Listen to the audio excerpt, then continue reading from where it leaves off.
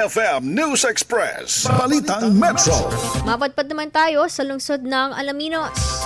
Sa layuning patuloy na suportahan ang mga kabataang Alaminians sa kanilang pag-aaral, inanunsyo na ng Alaminos City Government ang schedule ng pamamahagi ng Scholars Certificates at Allowances para sa Category B Scholars sa unang semestre ng taong panuruan na 2025 to 2026.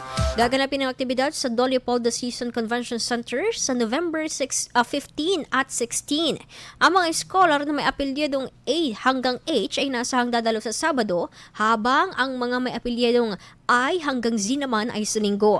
Magsisimula ang registration sa ganap na alas 7 ng umaga. Ayon sa pamuran ng Alaminos City Scholarship Program, hinihikat ang mga scholar na dalhin ang mga kinakailangang dokumento kabilang ang bagong Certificate of Scholarship na ipagkakaloob sa registration area, school ID o anumang valid ID, official receipts sa exam permits at photocopy ng enrollment o registration form para sa first semester ng school year 2025 to 2026. Para sa mga estudyante na naka-enroll sa state universities na walang available na exam permits o resibo, maaari silang magdala ng pinakahuling exam paper, proyekto o assignment bilang katunayan ng aktibong pag-aaral. Kung hindi makakadalo ang mismong scholar, maaaring tumanggap ng allowance ang magulang o legal guardian basta't may authorization letter, valid IDs ng parehong magulang at scholar na pirmado ng 3 beses at iba pang kinakailangan dokumento.